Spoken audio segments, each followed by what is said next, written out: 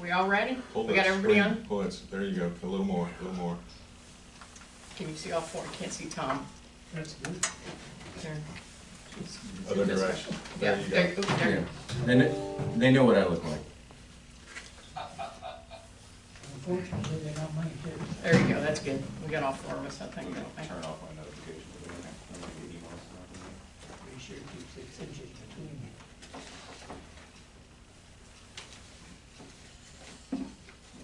6 inches, not 6 feet. Okay. All right, I'm gonna call to order the meeting on Thursday, February 24th at 12:20 p.m.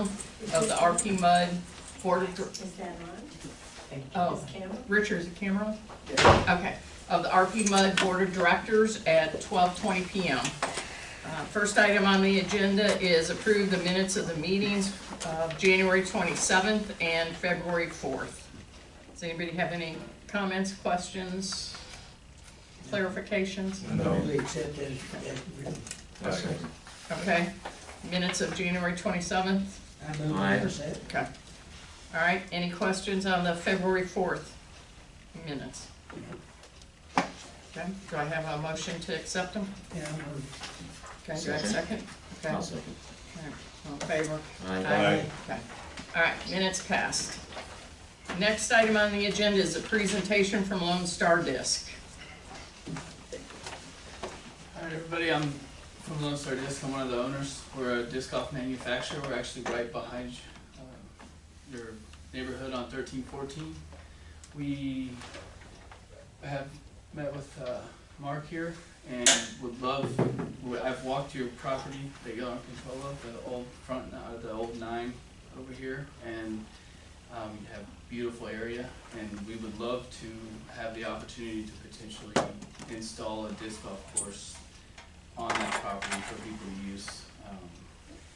It would basically cost us, and we would cover all of this, but it would probably be somewhere between $20,000 and $35,000 to install all the baskets and tee pads and everything. I wanted to have the whole layout and everything presented, but with weather and timing issues, I didn't get it completed. But more than anything, I just wanted to open everybody's eyes and see if that would be potentially something that y'all would allow us to do, and move forward. We discussed it originally. I thought it was just going to be like next to RP Drive. Yes. There. Yes. But actually what they're looking at is starting basically from the pro shop Okay. and putting on the 9 holes an 18-hole that would use all of Oh, so Charleston. they may use all of them. All of Charleston. And I did when we walked it last week, I did notice that from like hole 1, I don't know the exact layout of the golf course, but it looked like hole 1 and then 2 and 3 go back like into the neighborhood. I think there's plenty of room to probably not use those holes Okay. that are out and around, and 2 we and could just 3. basically go up and down the Either side main of RP strip Drive. of RP Drive, yes sir. There's tons of property in that area, and the only thing I would think from a disc golf standpoint is it's a golf course that's pretty much just wide open holes, and most disc golf is in wooded areas, and depending on what y'all's plans are with that, we could always plant trees, a couple trees or something along the way to stay as far away from the houses as we could, of course, to not bother any of the people living up and down the area. And this would be really early stages, of course, and we would potentially map it out, have a better presentation for exactly where everything would go, hopefully by the next meeting if y'all have us back. So, You said that, if I can add about the fact that Texas has more disc golfers yeah. than anybody. And the But- game is erupted. I mean, since 2016, the Professional Disc Golf Association, they only had 70,000 members ever for 40 years. And since 2016, now there's over 205,000 members. And for every member that joins the Professional Disc Golf Association, they're thinking there's anywhere from 10 to 20 casual players also picking it up. So basically, there's been like 2 million people pick up the game of disc golf in the last 4 or 5 years. They have competitions, and there's really nowhere in the Houston area where they have a course Well, I was gonna say, because I went out to the website, and I tried to find one so I could go see, like, how many people attended and things like that, and I couldn't find any around here. I think there was one in, what, Baytown or Well, somewhere? there's the McDade course, there's Okay. actually, so there's McDade and then John Burge, they have a park course, Bear Branch, more in the woodlands. But the problem with Houston area is the professional disc golfing has grown, and so the talent level has grown, and so a lot of the courses here are very small and very, and so like today is actually the opening for the professional course, and they're using a golf course in Las Vegas. It's Wildwood, or it's a very, very big, prestigious, and so they're able to put longer holes, big, you know, and with the land y'all have, with the land on a golf course, it opens up a lot more for the actual big tournaments to potentially come and have an event down here, because Houston is one of the biggest areas of disc golf in the nation, but we can't get the big tournaments down here because there's not any courses that are available that have the distances and the ranges of holes to accommodate what they're looking for. So. Okay. And with that, we were talking about parking around, Right. you know, the green there, Jaws, and the gazebo and stuff. But with this, they could coordinate with the golf course. Well, we also have about 20 spots there on the golf course that we will own as soon as Charleston's sale is completed. We own all those ones that as you drive in, Oh, the lower on the left. ones on the left. Not the ones on the right, but the ones on the left is my understanding. Okay. So- So anyway, but The anyway, parking lot on the left side? Yeah. Okay, that's where I parked whenever Yeah. we pulled up. so I mean, the parking would be more, like you said, they could coordinate with Chrysler and Price. So how many people usually come in, like Vegas, how many people did they have register for that one today? So Vegas has a lot. Yeah, I remember Ledgestone Vegas. has 2,000 amateur players registered for it already. Vegas, I think they have 500 amateurs, and then the pro field is like 244 players. Okay, so less than 1,000, Yeah. okay. Which parking would be an issue for sure if, Right. if we were to get, you know, that level. We would have to work that out Okay. over time, but a normal A-tier tournament, which would, the course I would want to present and try to build would be able to have an A-tier tournament, which isn't necessarily the national tour, but you're looking somewhere around 240 something players Okay. total. And then on a golf course, you do have opportunity to sell like spectator passes and actually have people watching the event, where a lot of disc golf courses here, some of the reason we can't is because you can't follow people through these little tiny Right. You can't holes. incorporate that in an actual active golf course. They do. A golf course could actually close it down for a day or whatever. Well, I was gonna say, I think, isn't the one in Vegas, in Wildwood Yes. active? Yes, Wildwood it's is a normal golf course 90% of the time, and then And this week they the shut it stuff down. that you're talking about putting in would be available for anybody to use, but it's not on tournament. Yes, sir. 90% of, or, you know, the whole rest of the year it would just be open to whoever wants to play. Okay. And if there was a parking issue, I've talked to him, you know, y'all own the property, and then I might potentially speak with the golf course about charging for, you know, parking or something if need be, if that ever became an issue. And then for the big events with the shuttling, we spoke there, this is the very early stages. You know, Kroger's or the furniture store across, I mean, Oh, talk to yeah, them, that's true. even the church. I Or mean, where Kroger's used to be, that all empty, that lot's empty. Yeah. So, okay. And like I said, I wanted to have a whole layout and everything presented. I actually have Google Maps shit printed out and sitting on my desk. We went to walk in, there's a lot of land. It took us, I was out there for about 3.5 hours and we didn't even get all the way up and down. Until you called me, I the would holes. have jumped in and put you in a golf cart. That's true. I probably should have. And there's gonna be a few concerns, I'm sure. Oh, yeah. And as I've already got one, of course. actually a couple. But one of my problems is, all the area you're talking about is down the busiest highway in the neighborhood. Yes, sir. And you're gonna have people out there that can't control those things. One of those discs goes flying out into the middle of RP Drive and causes accidents, hits cars. That's a big concern. But they always have that problem with golf balls too. How many windshields did people lose from golf balls? Yeah, but I know my daughter put a nice dent in a brand new Mercedes sports car once. And just so you know, I did, when I was walking it, that was one of my major, I went out there with a couple of our touring pros, and they were, their idea, some of the holes were putting the baskets and they were so close to the road, I was like, no, that's not gonna work for us. I want to keep. But I've seen residents.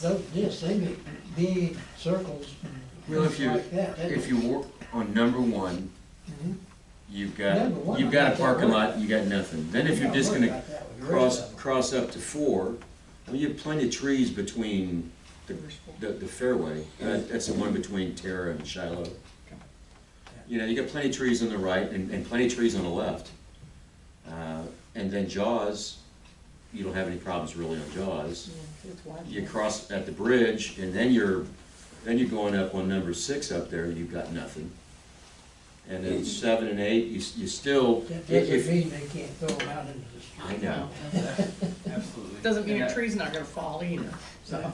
And my goal would be to angle the best we can the holes away from all of the roads and the houses, of course. The other thing is that every one of those holes have people's backyards facing, Yes, sir. so we don't, we can't be in people's backyards. Of course. I mean, I got a couple of concerns, I don't know if they can be addressed easily or not. I think they can be Well, mitigated pretty yeah. well. And like I said, and that would be our goal, is potentially even planting trees and stuff to, because I could just throw right down the center of the golf greens and keep everybody the farthest way away from everybody, but then there's not a lot of sport, and, the competitiveness would then go down as far as obstacles, I guess. And so, if that's something that'd be okay, I don't know if there's any plans ever to open it back up as a regular golf So does course. McDade Park have one of a smaller one? They Is have it a yours? course. Or not it's mine. not- it's No, not yours, it's the city. The city owns that Okay, one, yes. so They where have do a- you have a course that we could go look at if we wanted I to don't look at it? technically, this will be our First. first course. Okay. It's right here by us, so this kind of why we reached out, Okay, was that it would be, basically a home base course Okay. for us. But McDade has a beautiful course. Their courses, I mean, they don't have houses near as close. Right. That was one of my big, even walking around for me, that's why I didn't get done, is because there was more obstacles than initially thought. So- I wanted to make sure the same issues you were thinking, I was having the same problem walking through, I was like, I So can't what, have a hole right next to the would back. you like to, what would you like to hear from us today? Really, more than Come anything, back is the next time. opportunity to come back, exactly. Yeah, that'd be up to you guys, I mean, we will always listen, I'm not ready to vote on anything. oh, Yeah, we're not if- ready to if vote y'all on can, like, anything. Put together, a good Yeah, Absolutely. PowerPoint or yeah, something where we can a see what terrain we're board or talking something, about. but- Yeah. Exactly, and like I said, I wanted to have that, we walked the course, and there's a lot of things, I have the same concerns, it sounds as you, is because disc golf has had issues in the past, Well, when you're looking at it, I can tell you right now, my concerns are gonna be the privacy of our residents. Yes, sir. We don't want people tromping around in your yards or trespassing and any of that stuff, and the safety of the vehicles out on that road. So those are two obstacles that I know that I have to be happy with, or my answer's not. But remember, Charleston is for public use. But not necessarily to throw things across. T's got a question. Well, I was just wondering, how does this benefit RP? I mean, to give a course for the whole neighborhood could use, it would be available to anybody. We already have Winnebago Park, as Robert just noticed. Mhm. The, We've got a disc park here. yes, ma'am, you do have a 9-hole, Is that really 9 holes? It's awful small for 9 Yes, it holes. is. And the course I'm presenting is a much larger disc golf course. That one is, 3 lots. it's very seldom used because of the size of it. It's Yeah, but a, if nobody's using that, why are we thinking our residents are gonna use this? I think we need a lot more study on this, we need to know Nobody's- how to nobody's mitigate voting those to that. problems, we need to know how you would handle. that Nobody's course voting. is also very Nobody's tight voting in today. the neighborhood. I know that, I'm just saying. Close to, I'm close to trying to areas, go through and what we need. it's Right. not We need to necessarily know a how we would full handle disc a golf tournament, course, something parking appealing. and et cetera, et cetera. Right. I'm not sure exactly the answer, I'm sorry. Okay, well, think about it. Okay, and if I can come back next Yeah. meeting, I will. As you were going on that long, the third hole or the the fifth hole, Yes. the beautiful house up on the left is Dee's house. So I'm concerned. By the, By the tank. by the big tank, Yeah. okay. Yes. so Yeah, it's a by nice the house. I love tank, your house. everybody knows about the tank, you're gonna hear more. And that was, because I actually was right by your house at one point, because it's a, you know, it's a beautiful neighborhood actually, and walking that course, I was actually really pleased with the area, the amount of area that the course has. Now, I don't know exactly which neighborhood people would play disc golf, but the youth has taken to it. It's definitely growing. The youth game is exploding, so it would give your youth something to do. Maybe they won't be spray painting your houses. I will say on the weekends, I've gone down there and there are people, and in the evenings, I've seen people playing. Monday Yeah. night, they do a glow league out there a lot. A professional that lives in the area, he runs a glow league on Monday nights out there. Well, I'm concerned too, if it's open and it's gonna be all set up, we're gonna have people in from all over the place coming in here, because it's a public park. Yep. That is not, I'm worried about things like the sinkholes that we've got on the golf course And the now, and liability. one broken ankle and, you know, the whole thing could be done with. So you got insurance. But we should still have the sinkholes fixed. Right. I would also think it'd be an opportunity for a revenue generator for the MUD with tournaments. I mean, Can't. can't That's one of the generate- things that our lawyers have brought up, that Okay. since it's a tax-free bond, by going for profit, we 'Cause that's lose okay. that. Yeah, I talked to tax him, that was my first thought, is to put in a pay-to-play course, because in most states, there are Colorado's full of pay-to-play courses. If you go play there, they have some of the best courses in the nation, but you pay, Hmm? you know, to play on them, but he mentioned His course. that you can't charge to play, so, or you can't charge to use the Yeah. area, so. Yeah, I mean, I say put a presentation back together. I have concerns, I'm not opposed to it, but I have concerns. So, but Yeah, I'm on you the want them to fence. come, I know. So do you want them to come back and do a I don't presentation have next a month? problem with hearing a presentation, but I have to have a lot more answers than we Yes. have now. And I'm gonna be honest, So how long does a tournament last? normally they're like 2 rounds on Saturday and then 1 round on Sunday, so it'd be Which- basically just the weekend. Weekend? Which is how long? How long's a round? How long does How it long take does to it play? take you- three how long rounds does it golf? take It would be Play golf, golf. so it's shorter than golf, but with the bigger tournaments, they I take had a about golf 3 ball hours. longer than they do it, it goes farther But out they of tee bounds, time so I gotta look on for the it. big So ones, it's hard so to it tell. would be an all-day event Saturday till about 6 p.m. and then Sunday you'd probably be done around 2 or 3 in the afternoon. And this is a long ways from that. I mean, Yeah. just, it'd be more about putting in a place for people to play, and then if it does end up drawing popularity, then people would wanna put in tournaments and things like that. As far as the tournaments, there'd have to be already a set-up course that people would wanna, you know, come and play and put on a tournament at, so. Well, I say we table it till the next meeting. Yeah, I mean, I don't think were you expecting us to vote No, on it no. today? No, it's just a presentation to see. Yeah. Can I ask one question? Okay, Is there any cost to us No, whatsoever? we would not, other than the already maintaining, however is already maintaining the grass and everything now. Landscaping is, as continues on? Yes, if it just stayed the way it is, we'd be willing to put all the money up for all the baskets and all the tee boxes and signage and everything, so that was our, you know, So how do you profit from that? I wouldn't actually, I I'd have a mean- course really close to our facility to be able to use.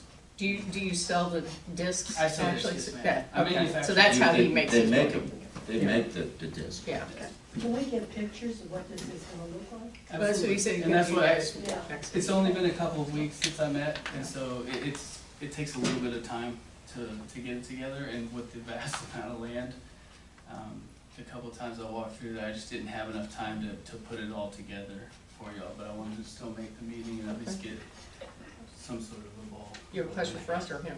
Well, the general. Okay. So during the weekdays or weekends, nobody's using it and you got individuals using it. you got the public wanting to go up and down the courses too in their golf carts or bicycles and walking, and that might be a dangerous situation. A lot of parks now have a lot of people. I mean, that's just, it's how it is. I mean, I Okay. usually you know, you don't throw things at people walking across the park, but, I can't help, I guess, for lack of a better word, like ignorant people, I guess, but for the most part, I've never heard of any issues with. Okay. People walk the parks at McDade all day long while discs are being thrown, but if somebody's walking the walk path, you just kind of sit back and wait until they're out of your range or out of Yeah, your. 'cause I live on the golf course and you see people jogging while they're playing golf and you're going, Yeah. And that's what I was I mean, golf has a lot of the similar dangers. I mean, Mhm. there's, like you said. you Except know, I think the it would balls hurt a and- lot more with the golf ball than it is. You can hit them a lot farther. So the golf course, it's about a 3-to-1. So for every yard you use in golf, it's a foot in disc golf. So that's why you can, I mean, on a 9-hole golf course, you got plenty of space to run. You could put almost 2 full disc golf courses in there.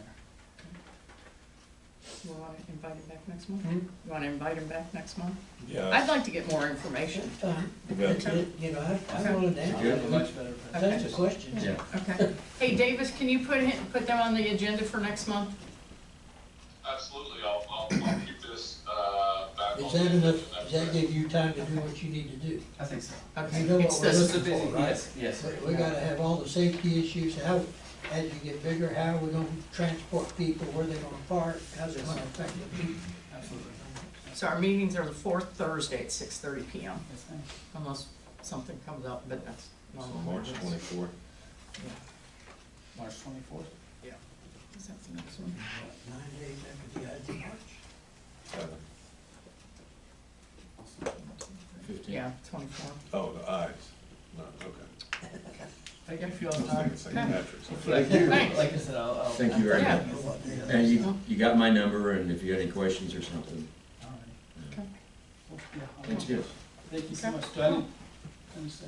Yeah, you're good to go, thank you. Y'all have a nice meeting. Thank Okay, you so much. thanks. Okay, number 3 on the agenda, receive comments from the public. D. Judge, you're first on the list. Okay, has Gerard resigned, Richard? No, ma'am. I can't hear that. Okay, well then I'll continue. Okay, now, you can see this on the video. He's the secretary, but he really hasn't been doing the minutes. We ended up having to get an assistant secretary, because we had about 4 or 5 months of minutes that were not on the website, because they weren't signed. And then on some of these, we had the attorney, we were paying him to do the minutes. Now, in the committees, he was on the construction finance and the management committee, and never showed for everybody else how to do his work. Now, he's an obstructionist, he delays everything. And it's just taken our time, and he's just warming the seat here. Now, when I did some research on an obstructionist, the thing was, let him speak, ignore him, and then get on with business. Now, for that, those reasons alone, he shouldn't be here. But he also campaigned as being for the park. Now, he was sworn in November, and in December, the motion was to allow the attorney to move forward with the preliminary framework of the Charleston settlement. And he votes no. And then at the town hall, he lied and told everybody he did a virtual tour, which he didn't. He only did a phone call, and he finally admitted that in the May meeting.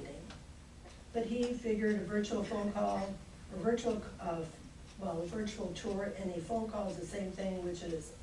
And just at this last meeting on February the 4th, the motion was to approve the bond application, that was for the capital improvement projects. He votes no. Now, the board approved this, and more importantly, the voters approved this, and he votes no.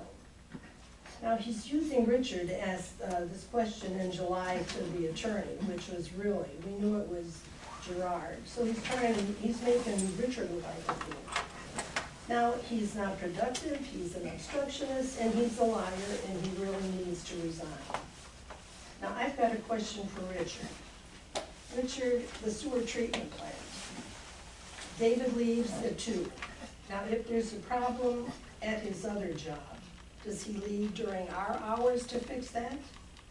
Or, and if we have a problem here, does he leave his other job to come here to fix it? What's the story? You're talking about our operator, Dave? Yeah, He doesn't have another job. you told me he works from 6 to 2. Oh, that depends on what he's doing. Some days he'll come in at 5 and sometimes even 4 if he's got to run the press. That depends on what the plant load is. That's his normal hours, but that doesn't mean he stays to that. Well, you told me he had another job, that's why he had to leave. No, I don't think I've ever made that statement because I know he doesn't. Okay, so his hours are flexible? Yeah, it depends on what he's running, how he's running the plant, because it takes a lot longer to set up the belt press and then run the press to process everything out. And then after that, he'll go back to his normal schedule. Okay, It's not always set in stone when you're running a wastewater plant. okay, what's his normal schedule then? Normally, he's coming in at around 6 o'clock, and he'll stay here till about 2:30 or 3. Okay, that's all I got. Thank you. Okay, next one, Travis Dillard. Who's Travis Dillard? Travis Dillard. Oh, is that him? I think so. Okay, okay. Seth McIntyre. Okay. Yes, thanks for your time. I wanted to speak to the board about an issue we had run into at our house on 647 Atlanta Park about 2 weeks ago. 647 what? Atlanta Park, right Okay. up of Stonewall. Got a little timeline I'll run you through. February 3rd, we had a clogged toilet in the shower. Called plumbing out, a plumbing company out. They couldn't locate the block or clear anything. They went about 150 feet, and nothing cleared. We put in a new clean out right outside of my house. February 5th, so about 2 days later, we woke up to flooded floors in our master bedroom and our master bathroom downstairs. I had to immediately remove, of course, half the carpet and several inches of drywall on the affected parts. So right now, I think we had 3 walls that were affected and then about half the carpet. At that point, the plumbing company came back out again. They still couldn't clear the line, still going out 150 feet. Couldn't understand. They snaked it, they cambered it, couldn't figure out what was causing the actual block. So their decision was, hey, we probably just need to replace the line. So got a massive quote on the replace. I just had mine done too. Yeah, it's not fun. I asked them to give me a quote with the dig price and without the dig price. We were expecting our second child that coming Monday. So time was of the essence, and I decided to dig it myself. So I hired 2 folks, had my father-in-law and myself. We dug about 150 feet of trench. Most of it was 2.5, 3 foot. At the end, it got to be quite deep. I think Richard remembers. Once we got to the main line, on February 7th, the plumbers started to do the install and remove the old pipe. Once they removed it from the main, water backflowed from the main back into our hole. So it indicated that there was some type of blockage in the main. Okay. On February 8th, Richard and the team came out. They had a crew that did a dig further on the main because the day before they jetted it and water shot out from the jet, shot out of the ground close to the pipe. So they came, they dug it out. Once they got to the pipe, there was about, I would say, a 6-inch hole within the main that was filled with clay and mud and stuff that had gotten in over the years.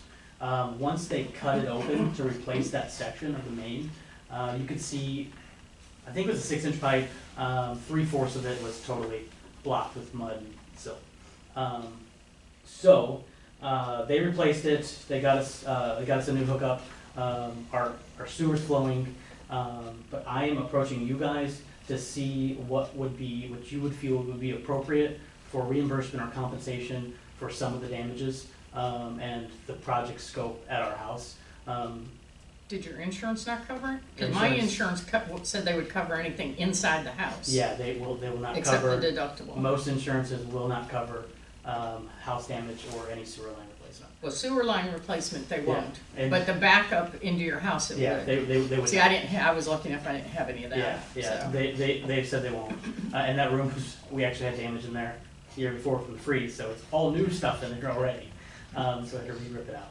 So I wanted to discuss with you guys, to see what you would be open, to doing as far as compensation goes or reimbursement. I have all the invoices I can share with you. I don't have the invoice yet for the contractor. As I mentioned, we just had our second child, so I haven't gotten our contractor out to do a quote on replacing drywall and carpet in the room. So right now, my bills are totaling around $5,500. And I can share all the invoices. I've got pictures of the main as well, when it was cut open and the hole that was in there. I'm coming to you pleading for some help, as it appears that the majority of the blockage was in your lines, in the MUD's lines, which did result in having to replace our whole entire line and destruction of 2 rooms in our house. That's something we'll probably have to discuss with the Yeah, attorneys. totally understand. Okay. Yep. Okay. Can we get back with you Yeah, on that? 100%. And Okay. do you guys want me to shoot some emails over to any of you guys with details on invoices, pictures? No, I can probably tell you, because I had the same thing in my Okay, house. okay. So, my house is the one that had the yard all dug up. Okay, so yeah, ours is too. Yeah. I did mine a Yeah. couple of years ago, all Yeah. the way out to the main. It's a stinky mess. Yeah, Yeah. ours was always the main, so. Yep. Yeah. Okay. Okay. We will Thank you guys. get back with you on I that. appreciate it. Okay, All right. no problem. Okay, Carl. Hi, I'm Carl Coaches, live on Stonewall Jackson Drive. First thing, since it came up in this meeting, in seeing the discussion on the discourse, I would like the board to make an effort to look at a broader ideas than just have people come to you. If it's gonna be a passive thing and someone's gonna come to you and say, we wanna do a discourse, or we wanna do a soccer field, or we wanna do this, I think the board needs to be more proactive in that, of what that park is actually going to be, rather than. We don't just even wait own for it yet, Carl. I understand, but you're already entertaining. They came to us. They came to us. Right. And that's where we are, we're being polite and listening. Good, just a suggestion, so when that time does come, that So noted. it will be more proactive. And that's it. The other thing is, I am running for the board here, so if people would like to discuss with me, I'd be glad to talk to them. Okay. Thank you, sir. Is that it? Thank you. Yep. All right, Carol Morrison. Hi. Hi. I am the bookkeeper with municipal accounts for the district. So I'm here to present the bookkeeper report, and I'm here with Kay Townley. She's my manager, so we're here to present the new bookkeeping agreement. Okay. So if you want to wait till we get to that part of Okay. the agenda, but We will do that. I'm excited to finally meet everyone face to face, so so it's nice meeting all of you. Yeah, I was like, who wanted me to sign something? Who is this person? Okay. Okay. Yeah, that's how I am. There you go. No problem. Nice to meet all of you. Nice to meet you. So, okay.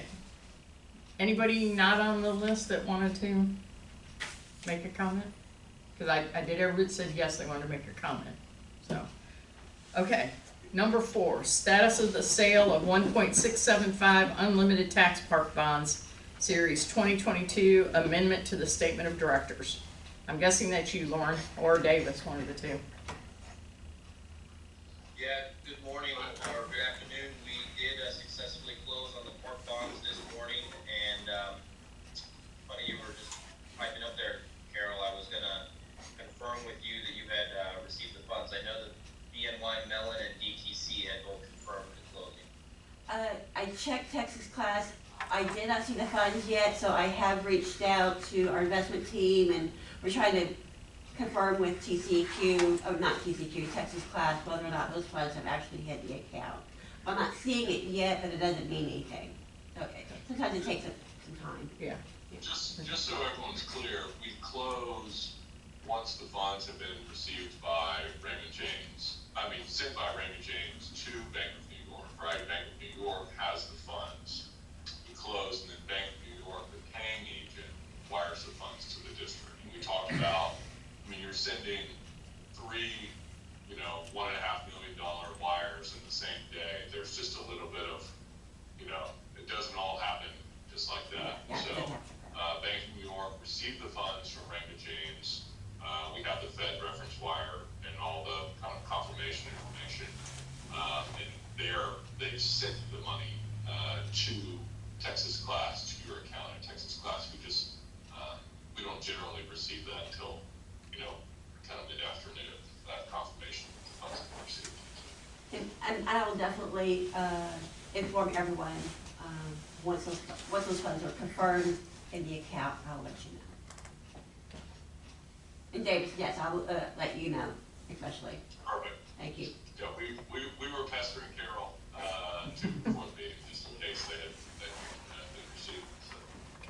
And Congratulations on a successful close. yes. And the two wires that had you sign, one was for the payment to TCEQ, and the other one is actually for the property purchase. Got it. So you don't know, you're just signing on. On anything, yeah, okay, all right. So item 4 is to let you know that we've closed successfully, obtained approval of the Attorney General, et cetera, and also to approve the amendment to your statement of directors. Now that you have sold the bonds, we just need to update that information in the real property records. And so it asks that you approve the amendment to the statement of directors to reflect the bond statement. And that has to be signed by all directors who are present. Obviously, a yellow sticky note on this one. Okay. It says you in red. Okay, They so, have to sign in red. that's what it says. Sign. Oh, signs the at red, at the red, okay. I don't have a red. All right, so, go ahead. No, that's it. Okay. Do I have a motion to accept the amendment to the statement of directors? I'll make that motion. Do I have a second? A second. All in favor? Aye. Aye.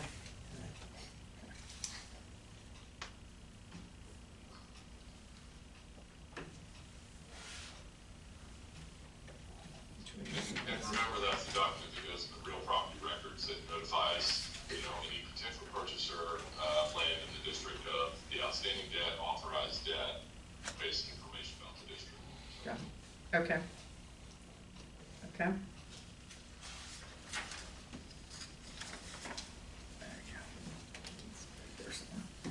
Okay. Are we ready for number 5 then? We are. Okay, number 5, settlement agreement with River Plantation Properties.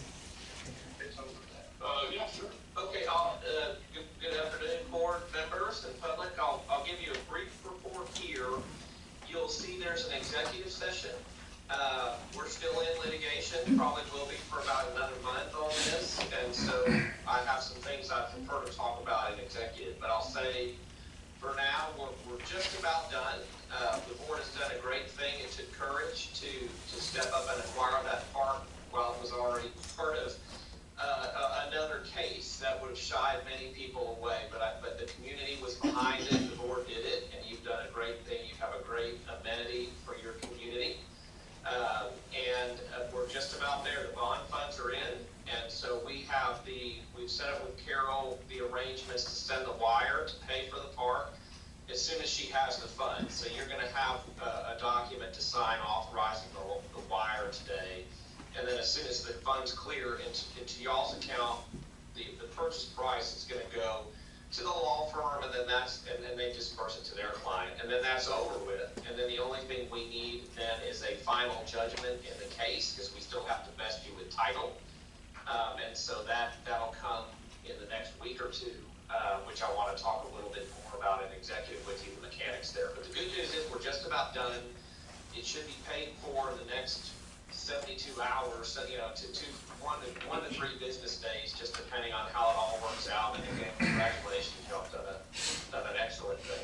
So we just want to reflect in the minutes that you obviously have already approved the settlement agreement and you have a contractual obligation to make payment, but I think it would be good, just because of the size of the payment, frankly, just to reflect in the minutes that you all authorized the wire of the funds pursuant to the settlement agreement. Okay. Somebody want to make a a motion that we authorize the transfer of the funds for the settlement agreement. I'll make a motion that we approve the funds for the settlement agreement. Do I have a second? All in favor? Aye. Aye. Okay. All right. Cool. In number 5, engineers, or number 6, sorry, engineers report. All right, guys, here in person. Nothing to report on that first item. Just wanted to let you know that the annual report will be done by the March 31st deadline for the stormwater quality management. I'll ask for approval to submit on your behalf at the March meeting. Design projects, East Ditch FEMA work. Richard was helping me make direct contact with them, was able to talk to them a bit, working on scheduling, kind of going through the timeline of delays of funds due to COVID and the permits and all that stuff. So working on all those details with them to push off the requirements of that project down the road so that we'll be ready to do it when we have funds as well. Sanitary sewer clean and televise, and the storm sewer, I have attached cost estimates that you guys authorized to begin with last month. I think a part of the page got cut off a little bit on one of those, and you can see it on the next page. But do you guys have any questions, or have you had a chance to review that, look at that? You may have some questions regarding that. It's pretty much in line with what the bond application costs were. Obviously, this is breaking down the sanitary sewer into phases. We will be ready to go out for bids on that project prior to your March meeting and potentially award a project within that time frame if you guys are willing to move forward that fast. You do have some subsequent funds that could be coming back into the account from the purchase of the land. I'm not sure the timing of that, so it may be worthwhile to push off till your April meeting if that fits the timeline better. Obviously, you're not going to expend these funds right away, and so you probably won't see the first pay application until your April meeting, but just to give you a timing of things. Other matters, WS&D bond application number 9, that has been submitted on his behalf to the TCEQ. We're still awaiting the declaration of administratively complete, but that's underway at the TCEQ for review, and other than that, that's all I have. You guys got any questions? Yeah, what's the time frame on getting approval from the TCEQ? It's a 45-day expedited review. So from the date that we receive the declaration of administratively complete, it's 45 days. So they do an initial review, say, okay, you've got everything in there that we need, which usually can take anywhere from, I had it happen in the same day to a week later, but it happens in kind of that time frame to when they're issuing those letters. And then once that's given, then we have 45 days that they have to review it and approve it. Okay. Pending any major questions, which I don't foresee since they're all district projects, it's pretty straightforward. Are these estimates for the clean and televise, is that for our whole district? No, or is that just sections? this is just, so we broke the storm sewer down into half and the sanitary down into thirds. So you've got everything north of River Plantation Drive, everything east of River Plantation Drive, and everything west. So we just used, since River Plantation Drive kind of does a 90, we just kind of used that as a guideline and went about it that way. Okay. This would be to start the northern section. Just from a timing standpoint, if the board is ready to proceed, I certainly think that we could authorize you to advertise the projects and then reevaluate next month if we had any concerns about the timing of the award or the timing of issuance of notice to proceed. I mean, practically speaking, I don't think that we could direct the contractor to get started for, 30 to 45 days. Right? And so, if your goal is to expedite getting, these sanitary sewer repairs done, I don't think that you would be harmed by just authorizing the advertisement of the projects, because all that's going to do is give you bids that you can then choose what to do with next month. That's a great point of view. That's exactly right. The reality is, in the timing of things, if you authorize right now, we bring bids in March, you authorize execution of contracts that then you sign in April, and that's really when you can actually begin the contract. So there's really not, I mean, it is always gonna be, about a month and a half, 2 month process, short of really expediting and pushing things and changing meetings around. I say we authorize them to issue the RFQs and, Okay, on which project are we talking about? Both the storm sewer and the sanitary sewer, I think it'd be. That you're televising now? That's correct. Well, They're not televising we're not yet. televising now. We will start to televise. This is to, You're already in the process. this is to obtain bids. this is to get bids to do that. To do that work. These are just estimates as of now. Okay. Yep. Yeah, I have no problem. Do I have a motion to authorize them to issue the RFQs? I make a motion that we Bids. authorize the RFQs. All right, do I have a second? Second. Okay, all in favor? Aye. Aye. Okay, Any other questions, guys? no, The next item on 7, I'm sure Tom will jump in as well for the emergency exit. I put on your table an exhibit showing kind of what Tom was imagining. Pretty much what that is just center line basis for the trail that exists right now and putting about a 15-foot easement over the top of it. That would be a public access easement granted so that the commissioner can come in and build a trail or gates and things like that and have access to it to actually be able to construct some sort of emergency outlet for the Mosswood people to get around the creek right there. So the, road, But if I could just jump in real quick, I hate to, just not to complicate things, just because we have this as a separate agenda item, and Tom, I know you wanna talk about it, I think that this does relate to some of the litigation and is a real property conveyance. It might be a good idea to talk about this in executive session, just, everything that's going on, if that's, sorry to do that to everybody, but. What's he saying? Wait. he wants to talk about an executive session, Okay. because there's some other issues. So be it, we can do it.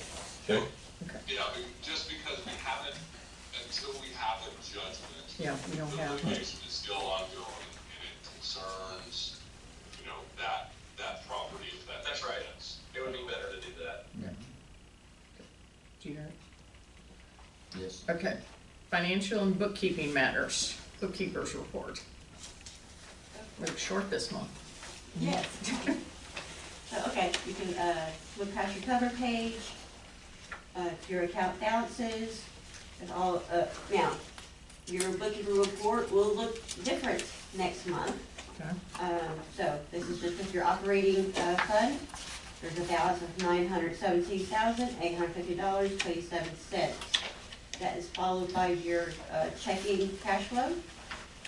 Added to that account, $111,334.51. Majority of that being your accounts receivable for January. Reporting checks 23/2/21 through 23/2/65, plus payroll and some additional payroll items. All totaling $115,630.90, brings your balance to $938.89. Just a little side note, we typically, with municipal accounts, we typically keep your checking balance kind of low purposely, because we typically try to keep those funds in your Texas class where it can earn interest.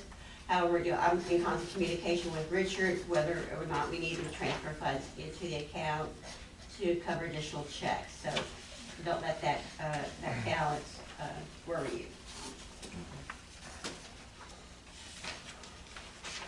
Okay, that is followed by your tax account. The balance in it is $509,973.65. Next is the online account. The balance in it is $78,087.63. Followed by your actual versus budget comparison. I have nothing to point out unless you have some questions. So I do have a question kind of on the bookkeeper's report, but it's really for Richard. Richard, when did Schmidt's contract end? Shouldn't it be up, or is he just is it just an open-ended contract? Just kind of like Okay, open-ended. okay. I didn't know if we had to renew it or, no. I got a question on, the cash flow report. The chargeback bank charge, is that for charges against us for return checks or what? Which page are you looking at? Page 6? Oh, page 6. It's probably the online account. Yeah. Yes, those are return items that That are we get hitting paid for. the account and, right. Yeah, Okay. but you make them pay that, right? Of course. Yeah, That's just how the bank represents it, Right. so. yeah. And of course, lastly was your balance sheet, but if you have any questions, that is your bookkeeper report. Yeah. How's it gonna be changed next month? With the bonds, you will have a capital projects fund and a debt fund. And there's actually several items, depending on the based on the changes that the district is going through. Once the district goes to the outside operator, we're also looking at possibly separating some of the items that are being recorded in the operating fund and pulling those out to a joint plant fund, since those are items that are billed to each plantation. We usually typically report those out on a separate fund. So once we're, Richard does a lot, so he monitors a lot on the budget under the operating. Once it's an outside operator, that operator's not gonna prepare the billing and such, so those will be, that's where we would break those items out of the operating. Okay, so we're looking for this check. All right. Thank you. Okay. Wow.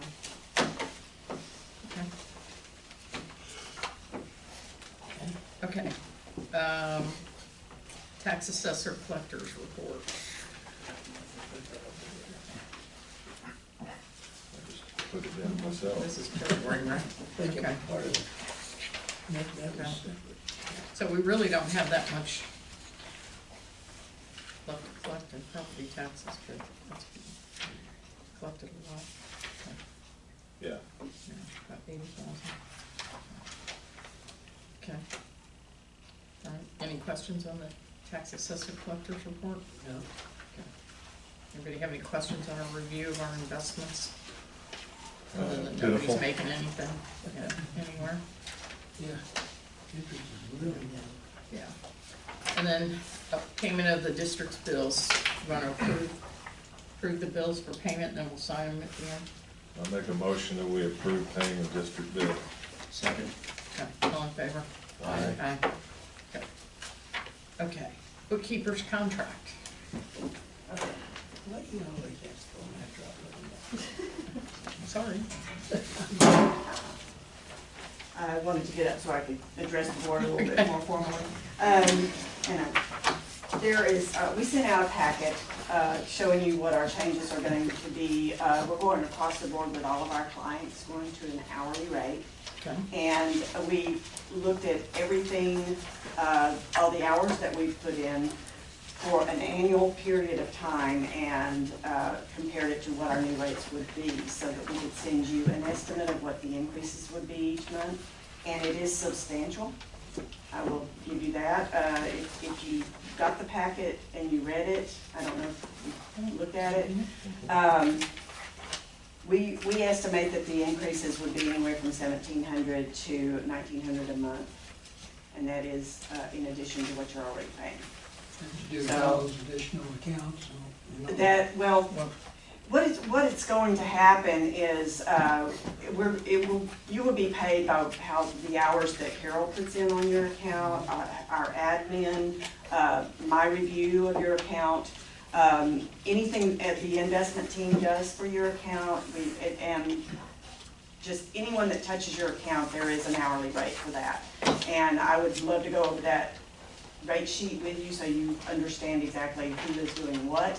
Our new billing would I've had the question the last, I'm going to most of the meetings, explaining this since we're doing this across the board. Like I said, we have about 600 districts with all of our offices, and it's just, we've been working on them for about a year, trying to see where do we really land in the amount of time that we're spending on all of our districts and the hourly rates. And right now, we're doing our best to hire degreed accountants. We don't, people are right out of school or people with experience. No one is being hired if they don't have a degree.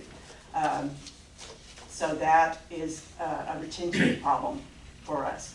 So we're having to raise salaries, and that, you know, everything that goes along with salaries, insurance, those type of things. So this is a one-time leveling out for us, this increase. Each year, we would reevaluate who is working on your accounts. It wouldn't be like every month we'd be coming back to you and say, these fees are gonna increase. It's gonna be an hourly rate from here on out. It would be almost like an evergreen contract that we would just come to you with what our increases would be if their cost of living, whatever, if we feel that that's necessary. We don't see that happening very often. But I know that you may have some questions. I'm going to set this down and get to your list of fees. If you're looking at this page, the last page of the fees, the accounting assistant is someone we've recently hired and put into use that puts in all the payables for your account. Or we try to utilize them in that way. That way Carol doesn't have to spend as much time on your account. That rate is $125 an hour. Accounting specialist is someone who has just been hired, straight out of school or new to government accounting, and their rate is $150 an hour. You don't have anyone as an accounting specialist working on River Plantation right now, so that would not be someone that you'd see a bill for. Senior accounting specialist is also, they've been there a while, so their rates, they earned their promotion. They've been there at least 2 years to get that promotion. Usually more, because we have a pretty high bar when it comes to promotions. So that person would be $175 an hour. Carol is a consultant. She's at $200 an hour. And she's up for promotion as well, so because she does an excellent job, and you probably already know that. Government accounting is not like your average everyday bookkeeping. There's a lot of rules and regulations that go along with it, government codes, and we have to make sure that we're doing everything in compliance with not only the government accounting standards, but just to make sure that all your information is safe. We have an IT team that does that. We have your investments safe, that is monitoring it to make sure that you're not being put into any kind of peril with any bank that we would choose. That's why you have a list of qualified brokers, and those have all been vetted by our investment team. So back to this list. I'm a manager. I'm $250 an hour on this list. I do the review after Carol does the preparation of the bookkeeper report, and it usually takes me about 2 hours a month just to make sure that everything is right. I'm the second set of eyes. In a lot of our districts, if there's an accounting specialist on it, it requires 2 reviews. Yours does not, because Carol is a consultant level, and then I would be looking at it. But we want to make sure that 2 pair of eyes go out. Okay, Mark actually prepares the report. Oh, I'm sorry. That's actually true. Carol was doing it for so many years, I'm sorry. I apologize for that. Marcus is a senior accounting specialist, so that would be an advantage to you. He started working on it probably 3 to 4 months ago, maybe.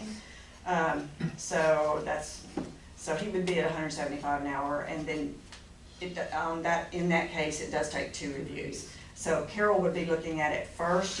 She would do a good, clean look at it because she's so familiar with your district to make sure that everything is correct. And then it comes to me, and I don't have to spend as much time on it. So that would be what you would be seeing on your invoicing. It would be, I don't think it's going to be Carol at whatever amount of hours that she spent. It's going to be the position, showing how many hours that they spent, and that would be how it would go.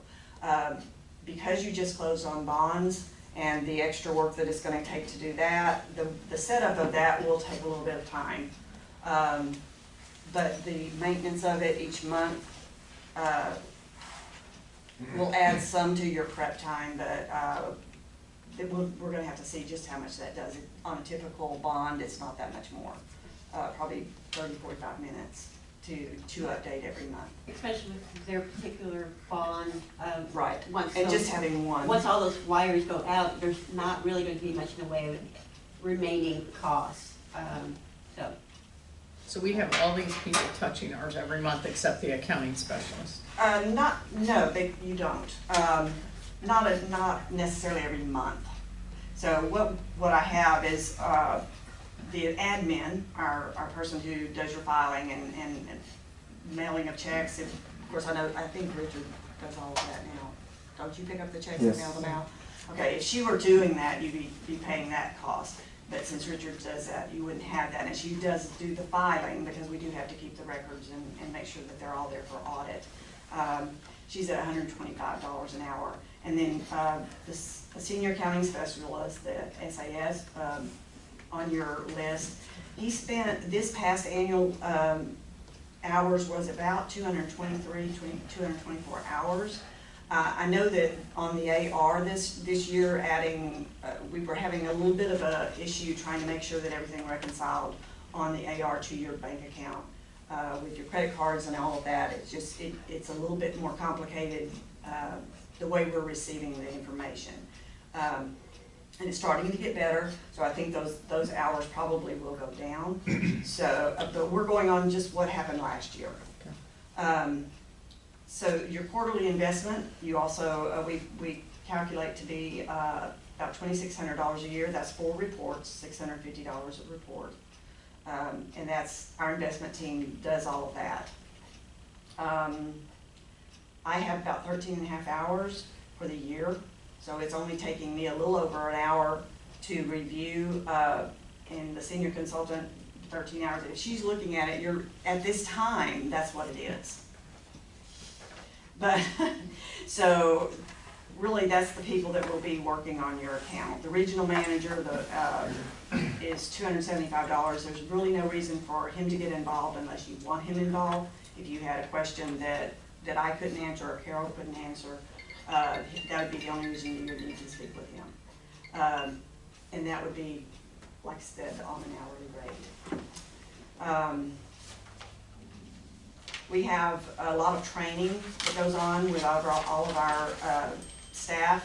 We have 35 different internal classes that they are taking for their continuing education, for helping them just be more efficient, to make sure that everything is efficient and accurate, and the fastest way that we can do it. Because now that we're going to an hourly rate, we're going to be pressing them hard to make sure that they're not lollygagging around. Even better choice. They need to be on task and getting it done. Another reason for this, like I said earlier, we are trying to retain all of our experienced people and to attract good accounting people. And that's not easy these days. So we're trying to, right now, our staff is working at about 110%. And that's just to get the product out the door, to get your bookkeeper reports out the door. And we would really like to bring that back to 80 and have about 15% for them to have time to be trained in other things and grow in their chances of getting promotions. And also they like some PTO every once in a while. Carol gets very little. She works about, honestly, Carol works about 58 to 60 hours a week sometimes, and so we're really trying to give her some relief. So I know this is a shocking jump. If you feel you need to go out for bids, by all means, we understand that. but we want you to know what we're planning to do. Also, we did send you what we're migrating to, which is not an extra charge. This is just the way our bookkeeper report is going to look in the future. It's color graphs, it's telling you all about your bonds, it's a spotlight on different parts of your district, and the more you grow, the more it will be. But this is a lot. A lot of this wouldn't even pertain to you, but we will be going to this report. That report is gonna be in our packet in color, or it's gonna be? Yes, sir. Okay. The board would receive the packet in color. We would, any other additional ones, we would not print in color because it is expensive to do that. But yes, you would receive it in color. Okay. Do you have That's any other almost questions? double every month. I know. And this is not my favorite part of my work. I don't like to give bad news, but I also want to assure you that we strive for excellence, and we feel that we are one of the best in the field, if not the best. That sounds pretty braggy, and I don't mean to do that, but there's not any other bookkeeper's report even that looks like the one we have right now. I mean, we know what our competition is, but that is totally up to you. I'm not going to badmouth any other bookkeeper. I feel like that everyone tries to do the best job they can. But this is what our company has decided. That's a decision that was over my head. So it is non-negotiable as far as the rates are concerned. So that is what I have for you. Do we sign a contract with you? Yes. That's what that is? Yes, sir. The contract is dated today, if you want to make that decision today. And we would give you 30 days to think about it if you didn't want to make an immediate decision on that. But yes, you would sign that contract. And we have two, actually, we would need to, and then we'd have to send it to our owner for a signature, and then to the attorneys. So. Okay. I'd like to see us go out for bids, because that's double what we're paying now. What is a ban? I can explain that if you want to. A ban is a it sometimes comes before a bond. If the developer is working on a district and they are running out of money, they need to go ahead and get some money before a bond can be issued. Through the TCEQ, they can go out for a ban and they get 75%, up to 75% of the money. You wouldn't probably ever have that. Now, bond issues you would have, and we have a flat charge for those. Couldn't figure out what that was. Any other questions? Thank you. Well, my opinion is, and one thing, I would recommend we go out for bids. I think we pretty much have to with the percentage of an increase. Doesn't mean we'll. Let's go forward with that, we'll get back to you. We would appreciate, if we can have an answer by the next board meeting, Okay. that would be great. All right, Richard, we'll authorize it here in a second for you to go out for bids, but you think you can get on that in the next month? Sure. Okay. All right. Do I have a motion to authorize Richard to go out for bids for bookkeeping? I second. All right, all in favor? Aye. Aye. Okay. Okay. All right, number 10, review administrative reports. Administrative reports are pretty straightforward. There's nothing out of the ordinary. You can see there's a couple of different things that are added on there that have been done in January. Some taps that were installed and a couple of different things on the water and the collection side. But nothing out of the ordinary. All the plants are running with no problems. Aside from the repairs at Atlanta Park, well, no, including the repairs at Atlanta Park, how much in repairs did we have last month on big? We only had the one, I think it was. And can I ask Richard that, I don't know about everybody else, but when we have something like that happen to a homeowner, I'd like to be notified of it. No, that's fine. So that so we're aware of it, we're not blindsided at the meeting going, I don't even know what you're talking about. Yeah. So, Yeah, that's fine. I'll do that.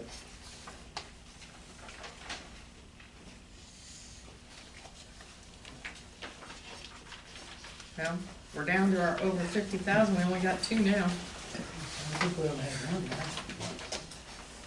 It's winter. I don't think have we ever had one? 9%. If you don't mind, we're gonna go. Okay, We've okay, She's got no you on problem. your bond. No Thank you for problem. coming. Okay. Thank you for problem. listening. You wanna Hey, go hey, this way? Carol, can you follow up on that email I sent you? Okay, sure. no Last problem. month, okay, or whenever it was. Okay. Thank you. Thanks, bye-bye. Bye. Okay. All right. Any questions on the management reports, system total reports? I do have a question about testing the fire hydrants. Richard? I've lived here 8 years, and I don't know that I've ever seen the fire hydrants get tested. Oh, yeah, we test them. Well, I know that's a kind of a blanket statement, but Right. I've never seen them get tested. So I have the report from the fire department where they go out and test the fire hydrants, every hydrant, GPS it every year. Yeah. I can send you that report if you want it. It's done once a year? Typically, they're done once a year. We just kind of randomly go out And and they do have an certain outside sections, so that company by that the does end of the year, we've done them all. We don't, you're not gonna see us every month out there testing. Right. They did it in, what was it, November, October, Yeah, November of last year. of last year? Yeah. Okay. I'll send you the report if you want. That's They- how I knew there were so many hydrants that had problems. So Okay. They, some in minor and some, Yeah, yeah, they do that report annually because that's for the ISO or whatever that right, yeah, insurance rating thing is. Right. yep, Okay. yep. Remind me, I'll forward it to you. All right. Anybody else that wants it, let me know, I'll forward it to you. Okay. Are we good with the manager's reports and the TCEQ compliance matters? We're good? No letters from TCEQ? Nope. We're good. What, have we ever heard anything about that refund? Nope. I don't think you will. Last time I contacted them, they said it still hasn't gone through the final procedure. All right, can you stay on top of that for us? Okay. All right, any other maintenance and repairs that we need to know about that? Nope. Any work orders that, I know at one point we were gonna get copies of work orders, Oh, and that's kind of fallen off the, yeah, I can include those in there. We haven't Okay. got any major ones, but they're, just minor stuff, reread Okay. meters and stuff like that. Okay. But I'll put them in there. Okay. So with, and I'm trying to think of how to even ask this question. With the issue on Atlanta Park, that was a sanitary sewer though, right? Yes. And that was not causing any of the sinkholes that we filled in with? Totally different system. That's a storm drain. This was a sewer line.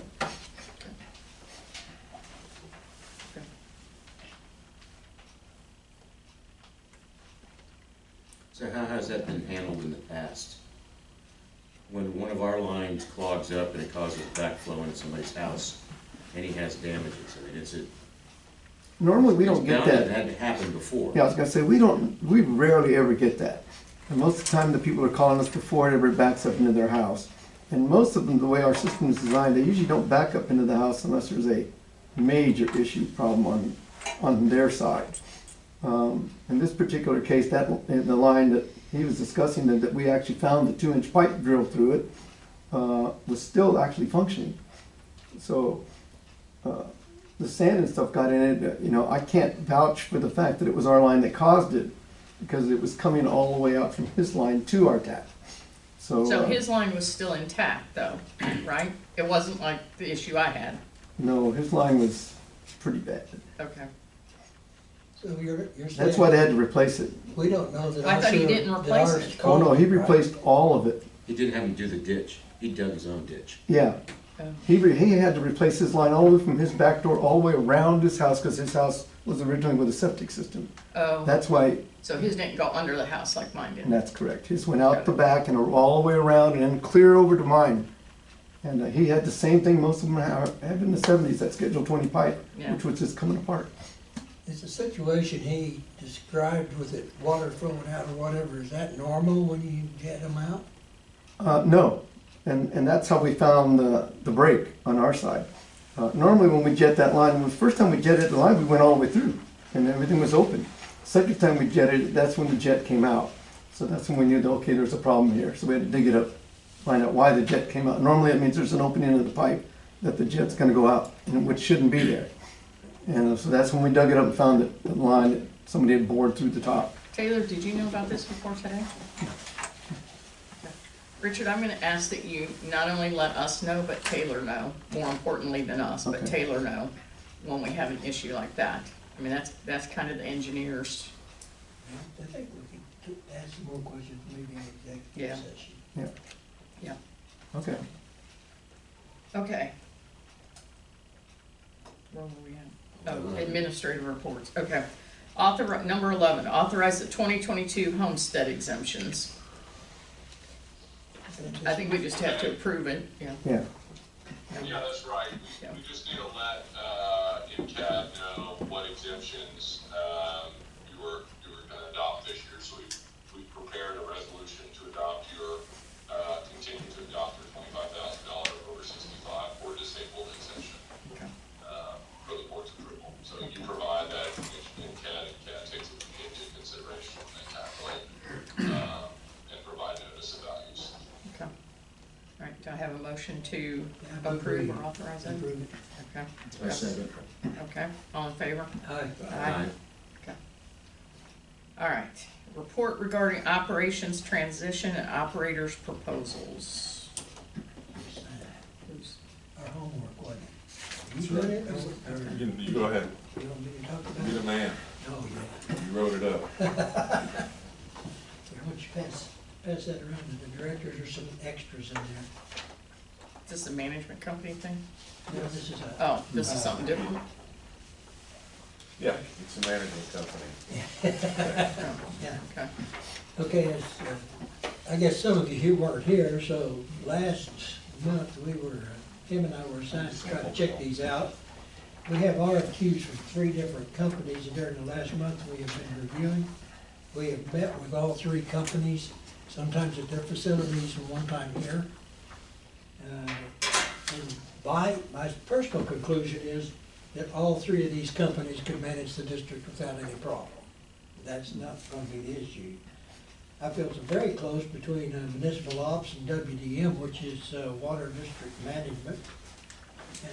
And municipal ops has real good I can't even say it, technical background with all its people.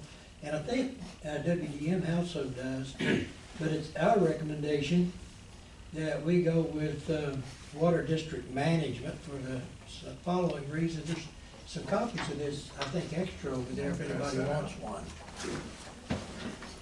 Yeah, both of these. But these people were, they're fully capable. They were real concerned with their employees and with their customers. David Rowe, who's the owner, he's been in the business for 38 years. And they had some interesting proposals. In most cases, when we talked with the management companies, we brought up the subject of our current personnel, how they would be used, what they would be doing. In this case, Mr. Rowe came to us before we said anything, and he said, I would like to keep all of your people in place doing what they're doing now. So our customers wouldn't even notice the transition probably. You know, and furthermore, since he would be taking it over, he has an interest in buying all of our equipment rather than us having to go out and piecemeal it. And the next piece is he would either like to buy or lease this facility. So that becomes a win-win basically all the way around as far as I can see. As far as the employees, he would be taking all the salaries and they would be working for him. He would take all their insurance, all of that, which is costing us roughly, what, $27,000 a month, somewhere in that range. Enhanced benefit package. Yeah, they would start getting 401Ks from day one, which they don't have now. They would have health insurance, everything, you know, the whole package. But he's interested in keeping everybody on. He's interested also in continuing to use the software that we're using now rather than do a conversion.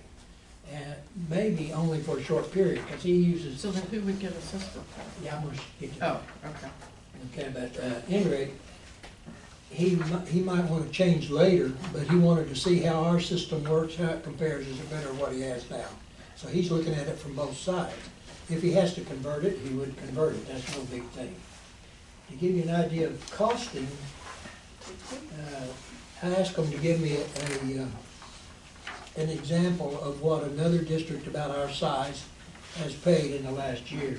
They came back in the last 12 months, Sarah, which is his daughter-in-law? Daughter-in-law. Yeah, there is.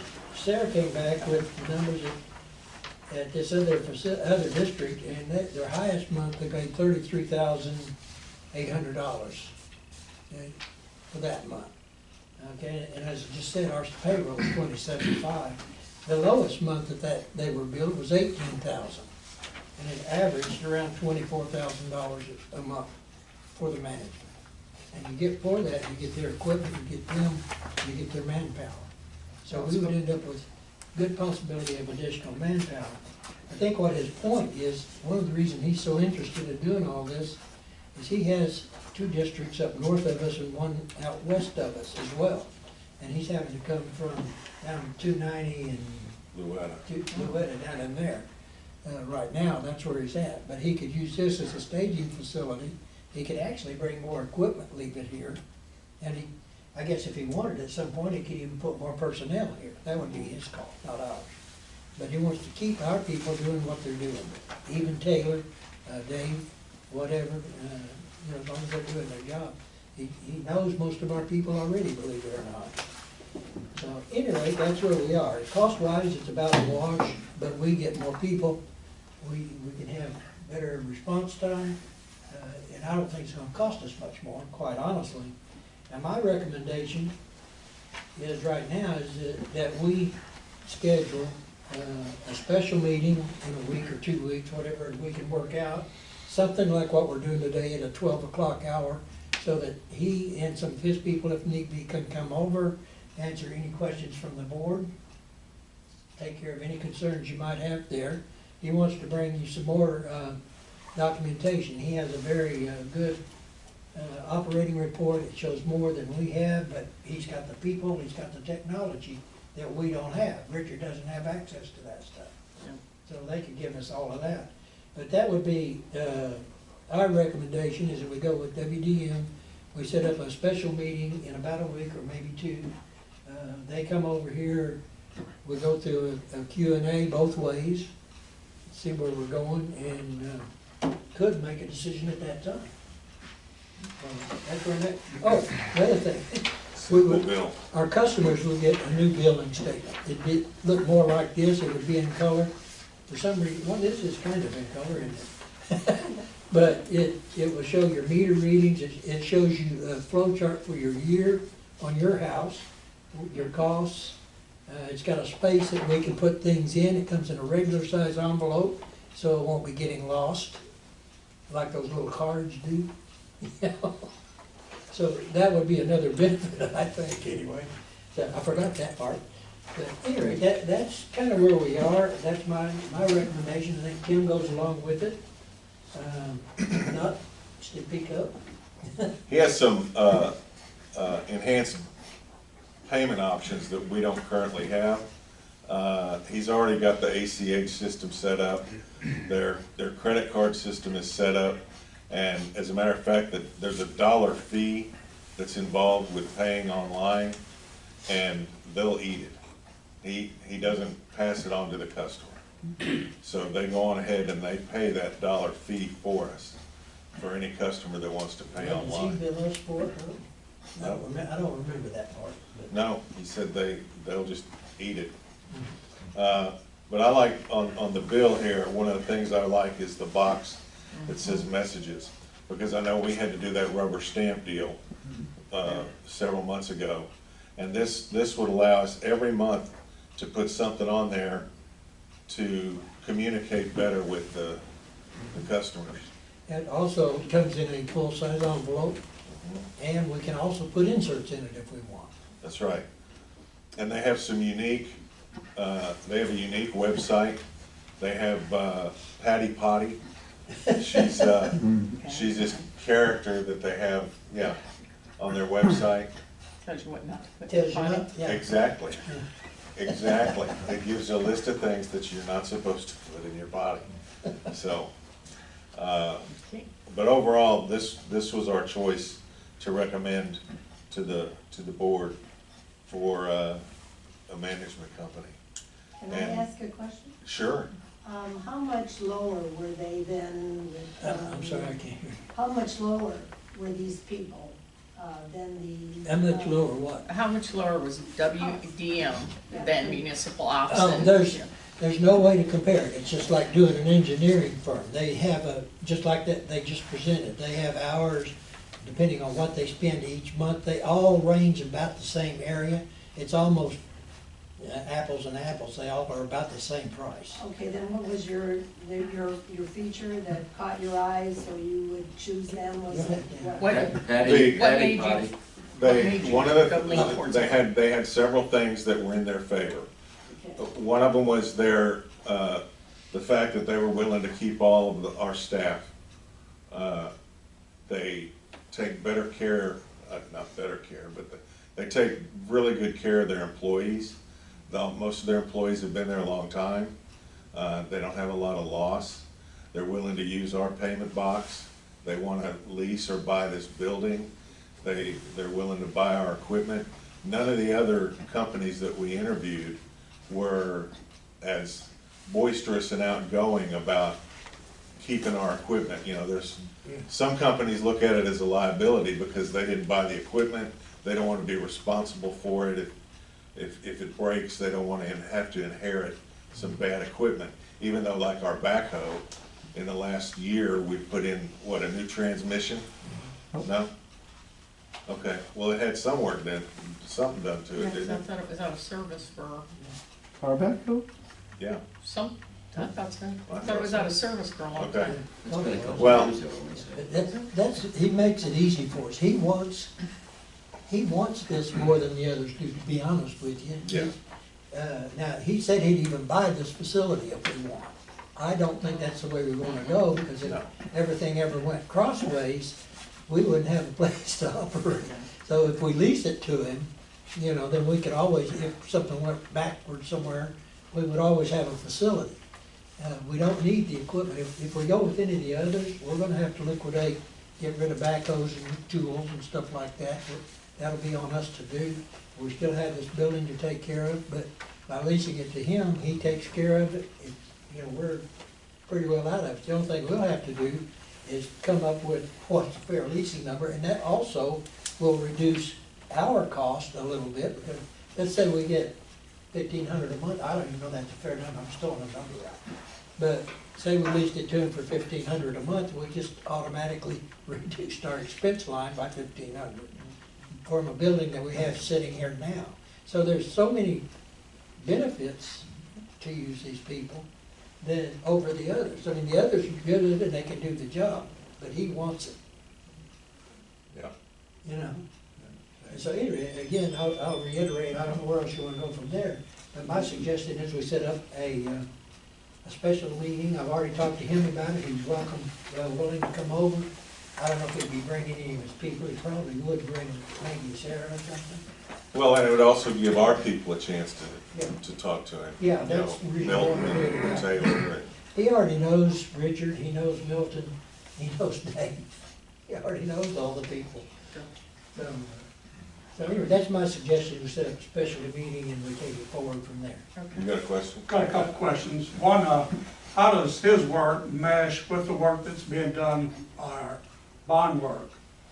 Assumes that there's, in other words, They won't conflict. his billing's based on repairs. Now, the capital, no, he doesn't do the capital improvement. If we go out for capital improvement and we send it out for bid, whoever gets the bid will do the work. He will be here doing the stuff that Richard and them do. Repairs are different than capital projects. So if we do all this work to improve things, is it fair to assume we'll have less repairs? I would hope Yes. so. Therefore, Yeah, we'll His have more, billing we'll have more income is- expense up front, because as we start fixing the sewer lines and the storm drains, et cetera, we'll have less for them to do during the day, right? So, and just like the Atlanta Park, we won't have those kind of problems. So yes, our bills should start going down, we'll go towards the low side, I would imagine. and another question has to do with this annual disconnect, reconnect that happens around Christmas Yeah, time. they handle all that. Well, I'm sure they do, but then again, we're charging the customer $50 to I reconnect, think right? he charges 35, right? Well, He charges us 35. that's our policy as a board, as a MUD. That's our policy. It doesn't really have anything to do with him. They would work at our request to go turn somebody off if they need to be turned off. And it's not just Christmas, it's every month. Well, yeah, that activity, I just wondered, it's reasonable to think that if I have to drive a long distance and I have two people with me, the rate could be $200 to But do that. But if you're having your employees here doing it, then you wouldn't have that. That's why they're kind of gonna knowledge. lease this facility. that's why they're gonna be That's here, right. Richard and Milton, all of them will be here, just like always. Yeah. You know, they still have Taylor out there answering the phone, they're using the drop box, doing all of that. They'll just be So- employees of somebody else instead of us, and Did y'all look at any of his invoicing We looked to at see it, what type of, what's Yes. the nature of their work and how detailed it is and what their rate looks like? Because if it looks like this bookkeeping firm, you're gonna be broke for sure. yeah. Okay, I have a question. Tom mentioned that they knew everybody. huh? You mentioned that this company knows everybody here? Yeah. How did they know? Why? They visited, they were out here last year when we were talking about it, and he met with several other people then. Oh, it's not like he knows them. He doesn't know them personally, no, Okay. but knows them by reputation as well. And he wasn't, I'm sorry, Carl, he wasn't the only company we interviewed that had high regard for our staff. It's an industry thing, I guess, that we're known as having a quality staff. Yeah. Go ahead. Is it possible to have in the contract some way of restricting how much he can increase the cost going forward, like a yearly? I suppose anything's possible. That's a good idea. Yeah.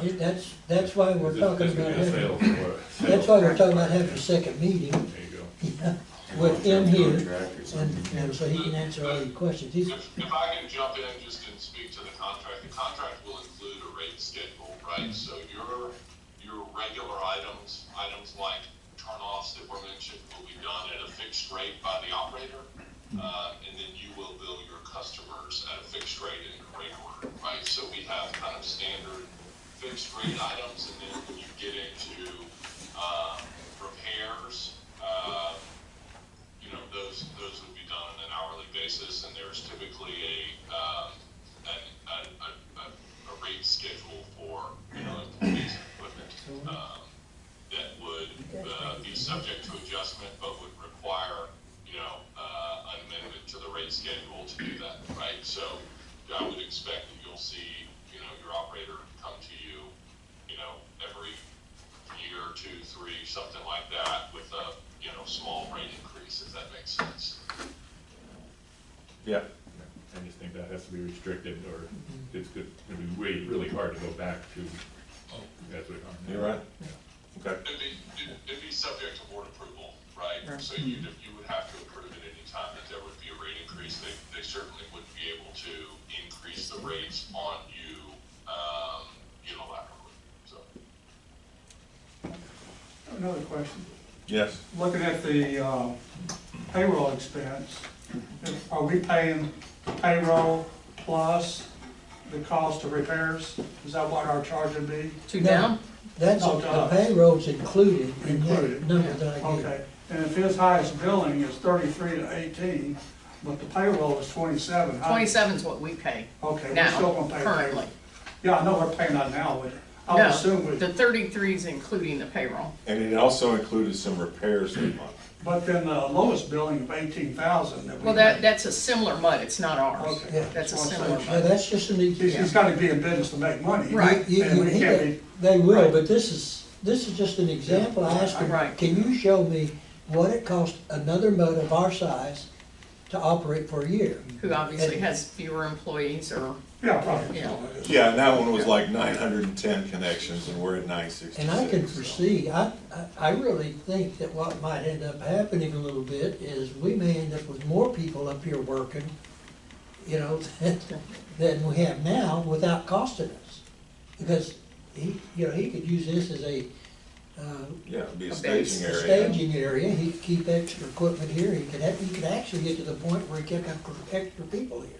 Well, I think the stores is one area that you wanna make sure he has control over, because if he has his inventory of all his parts and material, that we don't get billed, because when he check it out, that's when we pay. So there's that stores management, I think I'd look at, how they work in that respect. So they great. okay. I don't mind having a special meeting. I don't think we are ready to, vote on anything. No, I don't wanna vote No. today, I want, We could do it like on the 10th. I want everybody to get together and talk to him and make sure everybody's comfortable. I want Richard and his people to be able to be Yeah, I'm free on comfortable, the us to 10th. be comfortable. You free? I'm free on the 10th. Okay. Why can't this be at a regular meeting? Well, Because well, I'll give you my personal opinion.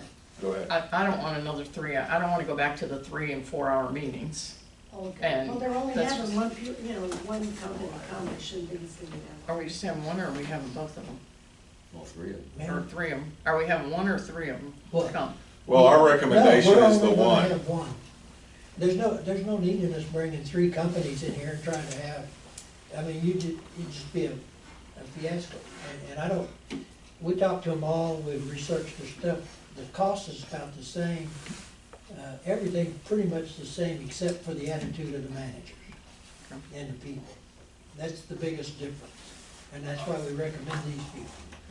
But And they've been vetted by, This situation's a little bit unique in that because of the transition from an in-house operation to a third-party operator, it's just not gonna be an apples-to-apples comparison at all. If you had, like, we're talking about going out for bids from bookkeeping firms, you're gonna go out and be asking 3 companies for exactly the same service, right? And in this case, you're asking companies to operate your facilities, but you are also talking to them about hiring employees, equipment, a building, you know, you're not gonna have an apples-to-apples arrangement amongst the 3 of those companies. And so, that is what, that is the thing that, the aspect of this that I think is particularly, unique and different. and Davis, you know all 3 of the candidates that we've interviewed, and you have probably worked with all 3 of them in the past at various MUDs. So That's correct. we're not going down a path of destruction here by using water district management. All 3 of them operate facilities for multiple clients of the firm. It's obviously the board's choice, but all 3 have a good reputation in the industry, I think, and hopefully, you were impressed with them when you met with them. So I certainly think that anytime you have a transition, particularly a transition like this, there are going to be, a few bumps in the road, but I think they're all 3 quality operators who will do a good job operating the facilities. Okay. Okay, so, Well, I make a motion that did you have? we have a special meeting to talk with Water District Management staff on the 10th of March. I can't guarantee I'll be here through the 19th. Davis, is that good for you guys? Yep. I mean, I'm on vacation, I'll be out of town. I'm on call when I am in town. Okay. So on the 10th at noon, is that, y'all need me there? Do you want me on by Teams? I can't be there,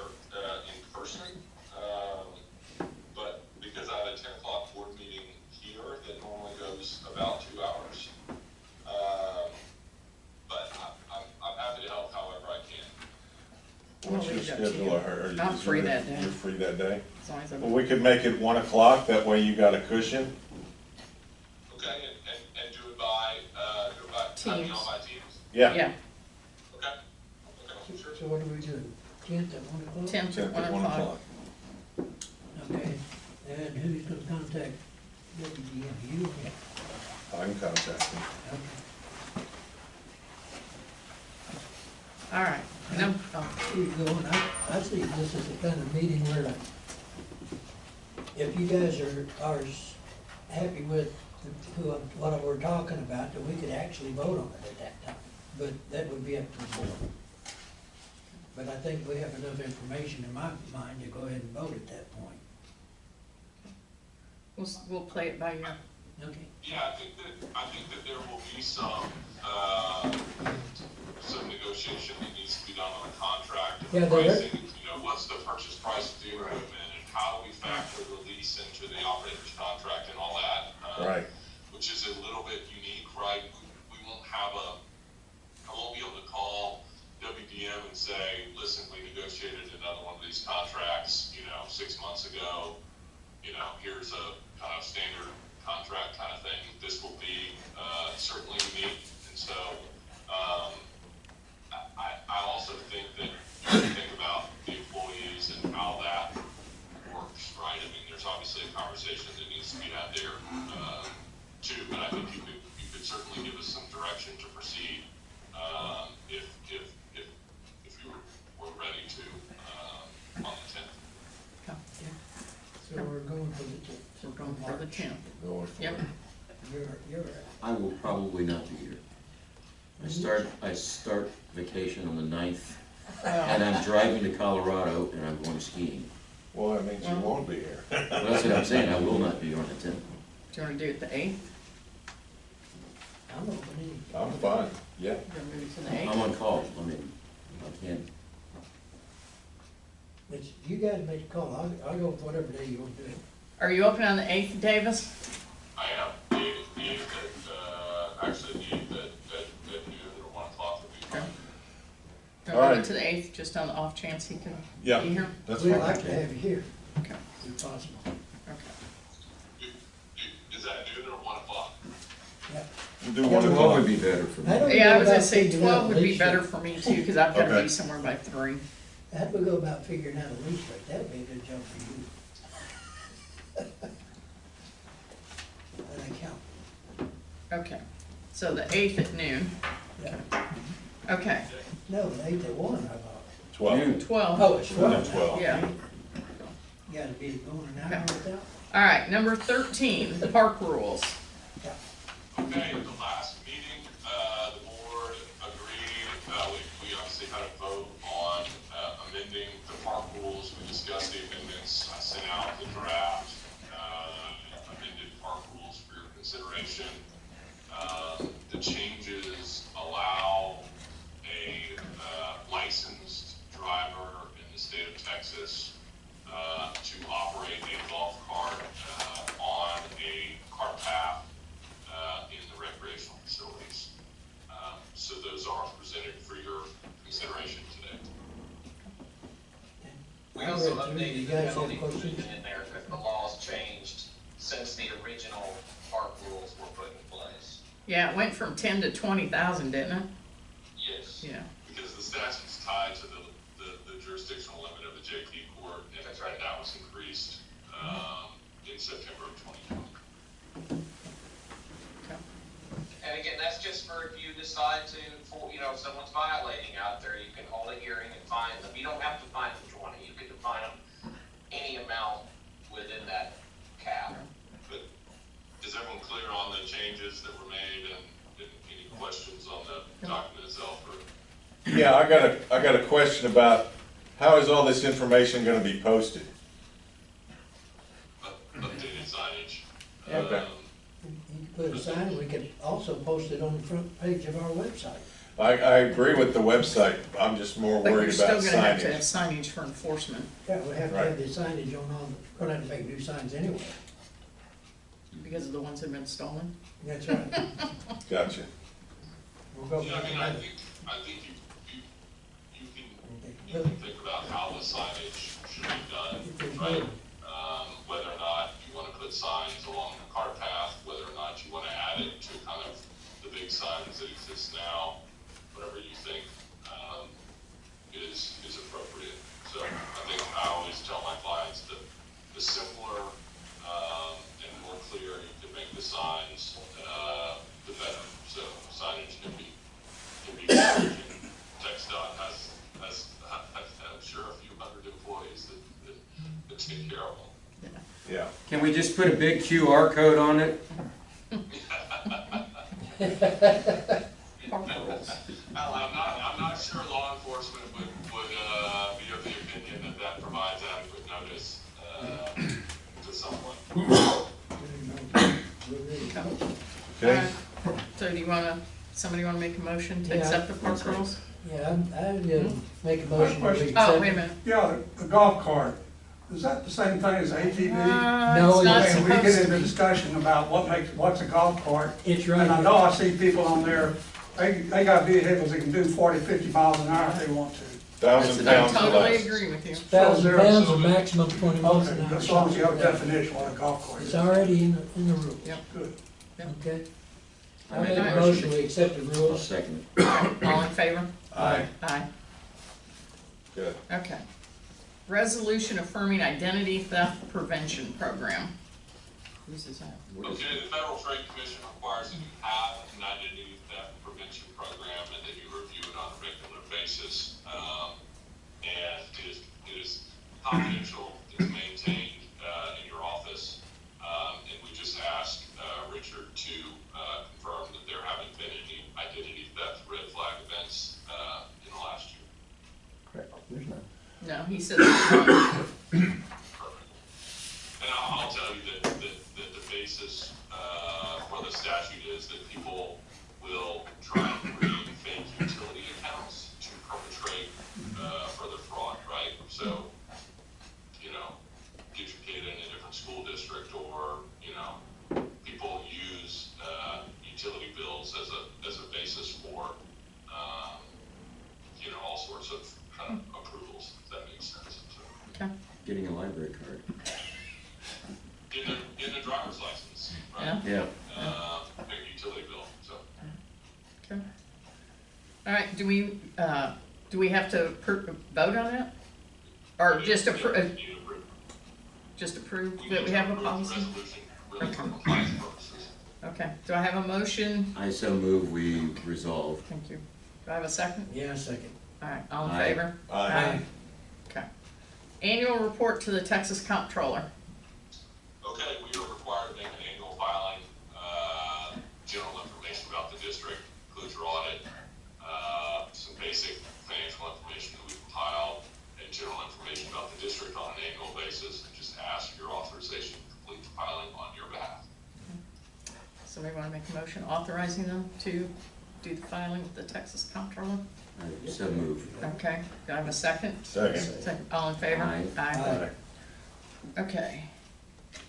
Order declaring unopposed candidates elected and canceling election if applicable.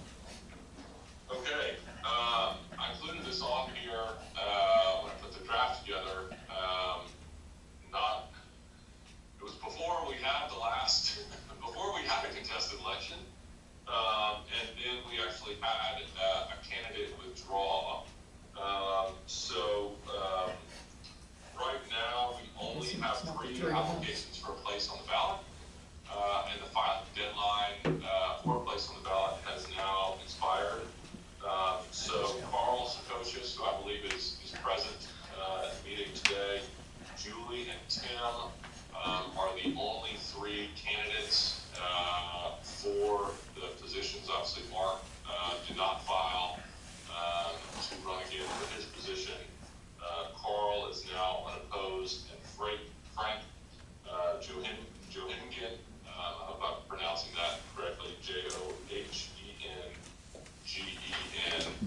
filed an application for a place on the ballot and then withdrew as provided by law within the applicable deadline. So you have an uncontested election, and it is to your benefit to go ahead and cancel the election if you were able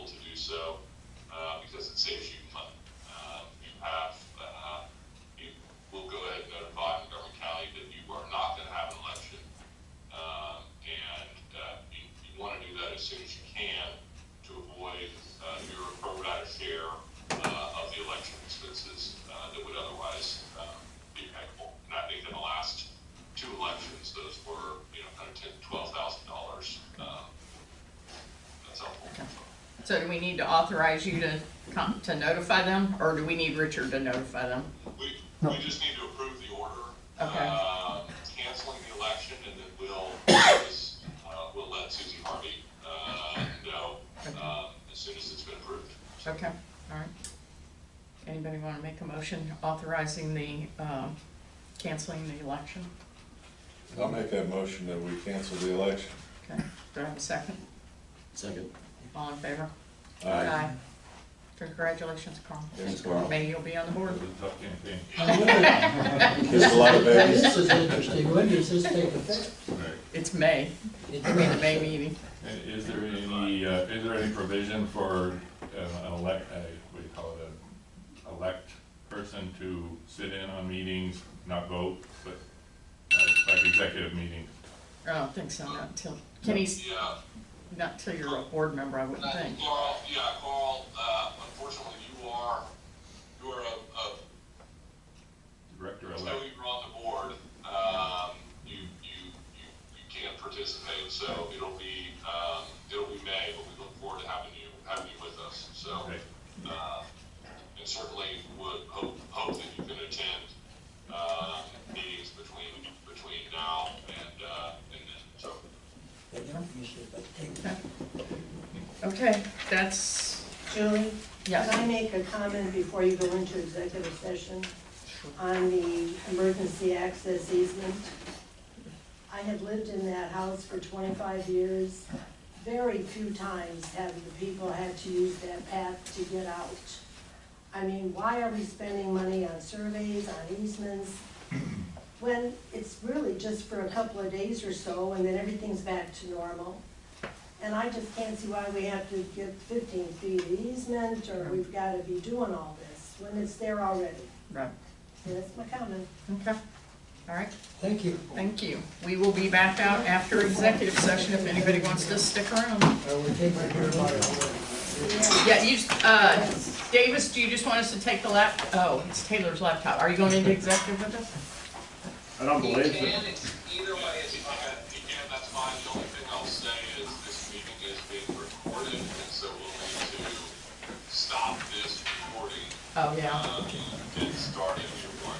okay, I'll tell you, Julie, I could also, Paul and I could just stop this and you can put us on speakerphone. I agree with that. Okay. Okay, we can do that. Congratulations, Carl. Okay. Our condolences for taking care of Thank you. Mute it and get out of the video. See you, Lauren. Okay, I'll tell you what, how about we call you on speaker when we get in, the other office? Okay, Wait, so do you need me or no? Good night. no, not unless you, Thank you. just I'm so not choose. needed, I'm getting out of here. I'm gonna go get some lunch. Hey.